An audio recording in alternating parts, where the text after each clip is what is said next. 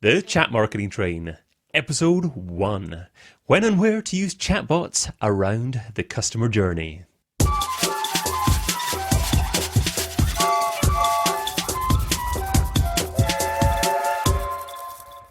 Hello and warm welcome to the Chat Marketing Train, a brand new series of chatbot strategies and stories brought to you by MobileMonkey. I'm your host David Bain, and once a week I'll be delving into chat marketing tips, tools and case studies, reviewing new MobileMonkey features, and conversing with chat marketers leading the way in this brave new world. And in this episode, we'll be diving into when and where to use chatbots, mapping different parts of the customer journey to different chat marketing strategies. When considering when to use chatbots rather than diving straight into the technology, I think that it's important to start off with considering your current customer journey. How you're attracting new users, how you're convincing users to engage with you, how you're converting conversations to customers, and how you're retaining customers and turning them into brand evangelists by delighting them. And in order to give you examples of when to use certain types of chatbots, I had a great conversation with Virginia Nussey, Director of Marketing here at MobileMonkey. I started off by asking Virginia for her views on when and where to use chatbots. Chatbots are a really good tool at all stages of the marketing funnel. At the top, we have a number of tools that connect with new leads. We're thinking about things like Facebook ads, like Facebook comment cards or autoresponders, where somebody who comments on your Facebook post becomes a new contact that you can follow up with or a lead. And then, in the middle of the funnel, you're able to re-engage and have ongoing conversations with your contacts and also help people become educated about your product, about your offering and solutions. There's also at the bottom of the funnel ways to pull people back into the funnel, re-engage with you, send offers for sales and promotions, as well as target people who are at the final stages of the buying cycle, and mark those people off as conversions that you can track your campaigns. So at the top of the funnel, where you're attracting new customers and leads, there's a free tool that is really popular with people who have a lot of fans for their Facebook page, but aren't necessarily driving those leads or driving those fans into leads, right? So social media is sometimes a great branding and awareness tool, but then how do I help capture people who are maybe engaged with my page or my accounts online, my different social profiles, and make them into customers? One of the ways you can do that is with this Facebook autoresponder tool. It's great because you have a Facebook post, you're probably doing Facebook posts already, and people are liking, commenting, or sharing on that content. Now you're most engaged with content, you can add something called a bot autoresponder, and it's a really interactive, fun, and engaging way to start a conversation with people who are already kind of starting that conversation with you. So you probably have a social media team, right? Say your brand has a social media team who's responding to commenters and trying to keep those conversations going. What you can do with a bot is you can automate some of that conversation and that engagement and back and forth. You automate it with something that not only helps add a fun and really differentiated piece of social interactivity, but also anybody who comments on that post and then has that conversation with your bot becomes a lead or a contact that you can have follow up conversations with, and you get all their information from Facebook, a lot of kind of default information like their name, their location, what their profile photo is, gender, and you can have conversations where you ask them about what they're interested in and have that deeper relationship with them as a person. So what are Virginia's thoughts on why you should be using Facebook comment cards? One, it's a free tool, so people are able to use it just as soon as, there's no barriers there for, is a comment card right for me? Number two, it converts what's already happening, activity that you're already doing, Facebook posting, into captured leads. So that's why it's really attractive. And then, of course, number 3, it creates an engagement and an interaction with your brand where a lot of manual intervention is required right now in order to have conversations. Is it possible and a good idea to direct people to the same initial chat sequence from different Facebook posts? And what are the different options available to segment your messaging here? You could have what would be a catch-all.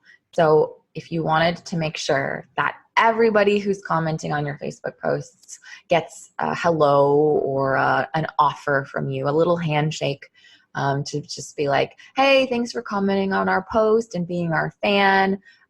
Be sure to maybe a call to action to like subscribe to our blog to stay up with updates or something like that, or go to this like landing page maybe. So you can do this catch-all. You can also create comment cards that are post specific. So if you wanted to have a lead magnet on a Facebook post or drive people to a particular blog post, then you can set it up where that conversation is special for that post. Let's dive into where you can find the comment guard inside the MobileMonkey platform and how to use it. The comment guard is a tool that turns your Facebook page commenters into leads. We can take a look at how to set that up in MobileMonkey. When you drop into MobileMonkey, you'll see tools on the left-hand side, and one of those kind of categories of tools are all of your Facebook tools. So Facebook tools include the click to messenger ad, the Facebook page welcomer, which is the message that somebody gets when they hit the send message button from your Facebook page, and then Facebook comment guards, as well as Facebook sponsored messages. If you wanted to click into Facebook comment guards here, you can see how to add a new comment guard, some statistics on how your comment guards are performing, and the comment guards that are up right now and active. So we'll take a look at this comment guard that I created on my Bot Girl Facebook page. And my Bot Girl Facebook page is my kind of test area for creating new, lead magnets and that kind of thing, as well as one way that I can alert people to when we're going live on our Facebook group, MobileMonkey Island. So I created this Facebook post which says, comment yes on this post if you want to know when Chatbot Chat is getting started. And I'll show you what the post looks like on my Facebook page. Created a little short link for this so that people can go directly to this post if they wanted to sign up for updates. And you can see it here, right? So here's the post on Facebook. And if people leave a comment, then my bot's going to respond instantly with, thanks, you're all signed up. And so this is what it looks like in the back end.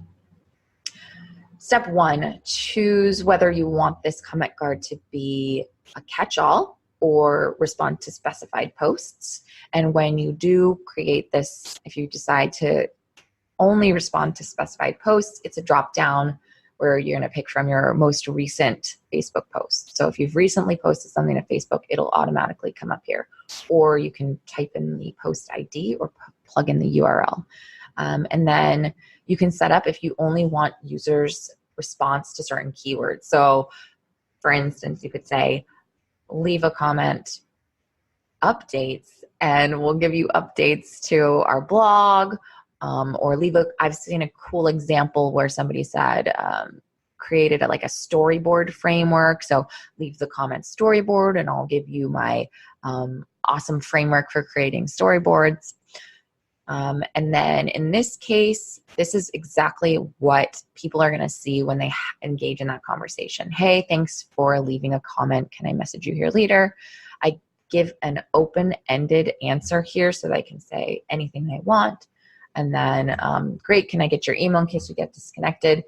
This is where you kind of create that dialogue, those series of conversational elements, and what you're going to ask people to reply with. And then finally, they can go ahead and say how often somebody's going to get this response. This really comes in handy if it's like a video that's a live stream or something where, people might be commenting multiple times during an hour-long live stream, and you don't want to necessarily respond with this autoresponder every time, but you do want to the first time. So you can set this up as like once a day or any kind of, frequency cap. So that provides a really great actionable idea of how you can begin to attract new users into your kingdom. So let's move on to the convince stage of the customer acquisition funnel.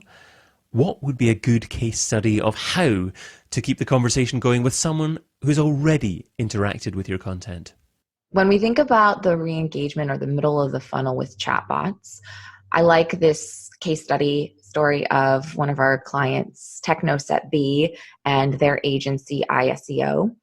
So when Technoset B hit the market, they have this great product. It's actually apiary products, which is beekeeping products for that uses an environmentally friendly plastic. I believe it's a recycled plastic. And not only is it helping to, reuse waste, which is a really great thing, it's also a really high quality product that lasts like 5 times the length of some of the more traditional beekeeping products. So we know that we've got a great product here, and the challenge for the marketing agency is to help bring awareness to the solution.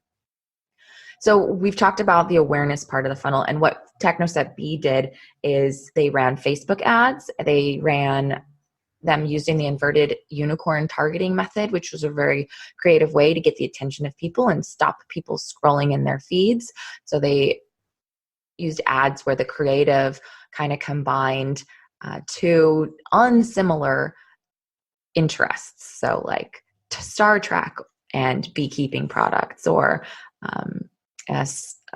Lord of the Rings and beekeeping products. So that was a really fun and interesting way to get people engaged, delight them, and create that awareness of this solution. Then what they did was they had to re-engage these prospects into customers, right? So in the middle of the funnel, what they're doing is they're sending remarketing ads. They're able to send chat blasts, which is a mass message similar to an email blast or a mass text message. So, restarting the conversation with people who are in your funnel, and then letting them know about deals and offers that you're running right now, specials. You can do this either as chat blasts, which follow certain rules if you're doing it in the Facebook ecosystem, as well as remarketing ads like sponsored ads, which is Facebook's ad type for sending messages to people who are already your contacts. And then through this kind of re-engagement campaign, they were able to increase their revenue 600+% from their retail sales. So this is kind of the top to middle of like funnel massaging that Technoset B used for really great results. Let's go straight into how you set that up in the MobileMonkey platform.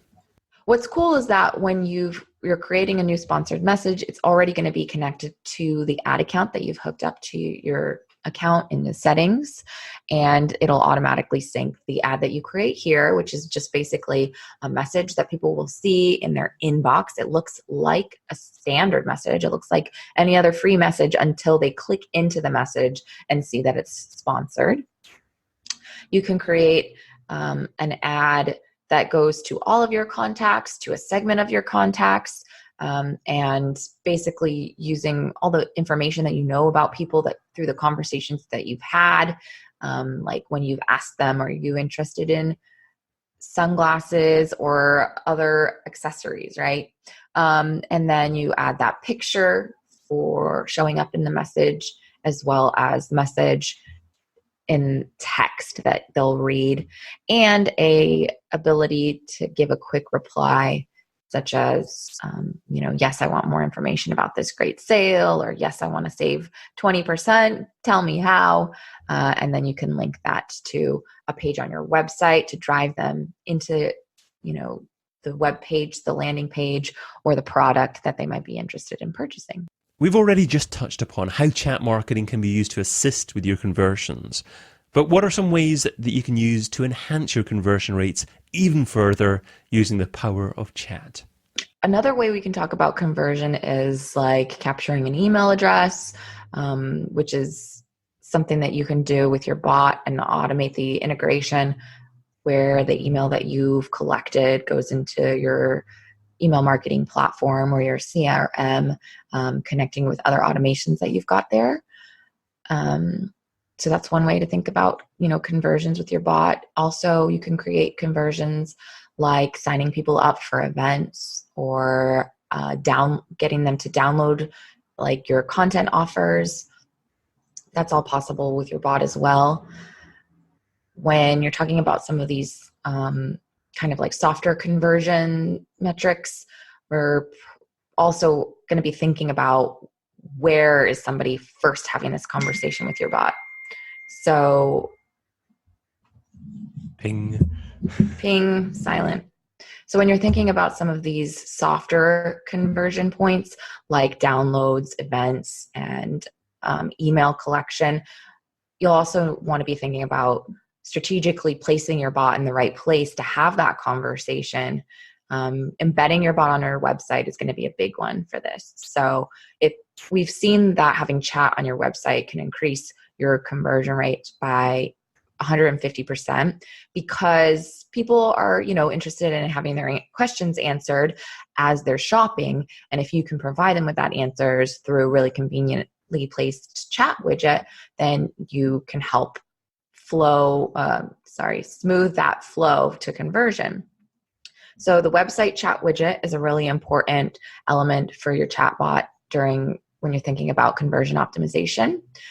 And that can answer frequently asked questions. It can collect an email address. It can help provide an entry point into signing up for an event, and as well as providing some kind of, informational asset that will help educate somebody and convert them further down the line when it comes to becoming aware of your services, solutions, and that it's the right fit for them.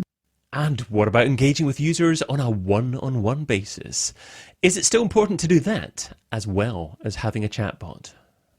What chatbots do for customer service is great. And this year, it's estimated that their chatbots are going to save businesses $8 billion for customer service. That's, across the world. You definitely want to take a piece of that pie by creating a first responder kind of with your chatbot on your website and the other key places where people might be asking like for FAQs or customer service or inquiries. What I think is the important next step is connecting that bot to your live agents and your live customer service reps at the right time, so that you need to set up notifications. And so your team can kind of jump into the conversation when somebody hits one of those flags that says, I'm not getting the answer that I need. Chatbots can be really helpful, but they're not going to be able to fulfill every request. So what marketers need to do and businesses can set up is the handoff from the chatbot to the live agent. And you'll set up notifications, whether an email or your mobile app, to complete that circuit. Now let's have a look at creating a website chat widget inside the MobileMonkey platform. When you want to embed the chatbot onto your website, you're going to be looking at the customer chat widgets. One of the cool things about MobileMonkey's customer chat widget is that allows for two different types of chat.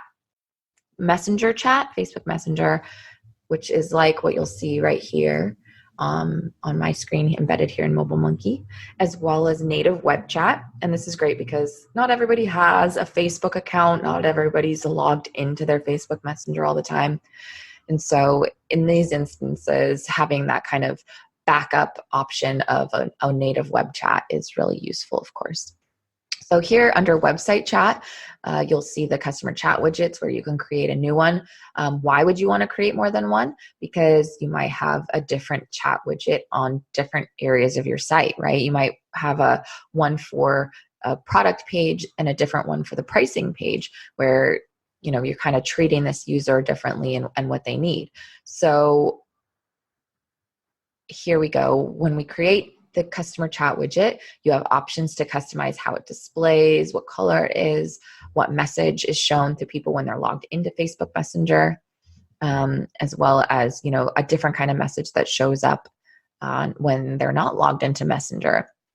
So the greeting for people, as well as, does this widget show up on my desktop site or my mobile site? And then here, MobileMonkey OmniChat enabled is what I was talking about, where it gives you an option to show this one widget and all the settings that you create here for people who are signed into Messenger and people who are not signed into Messenger. Once people have that conversation, then you can set up what that combo flow is. What are the different pieces of conversation that are going to happen in the back and forth here? And that's in that step 2. And then step 3 is going to be conditions to when to show the chat widget. And then finally, install the widget on your website. You'll whitelist the domains here and then copy and paste this code into your either web page template or something like a Google Tag Manager.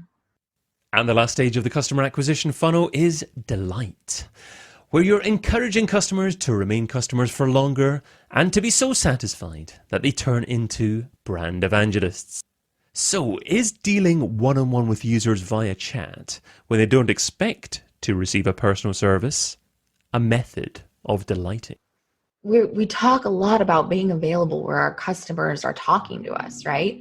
And whether that's social media and people expect instant answers on social media, or they're on your website and they're looking for something right now, our patience is low, but our expectations are high, and chatbots can be a really helpful tool for getting people instant responses, making people know that they are being heard, and then connecting them to the help that they need. Chatbots are very delightful because it's kind of like a choose your own adventure for having this conversation, and you want to anticipate the needs of everybody who might be having this conversation, right? So obviously it's dependent on where this bot is located and what its goals are for serving its users. So if you're talking about a customer service bot, right, it's more about giving them options like, are you looking for status of your order? Do you want to talk to customer support? Do you need somebody in our sales team? But then if you're talking about kind of more of like the content marketing role that chatbots can help you with, which is similar to your email program, right? Like sending out new content, new tutorials.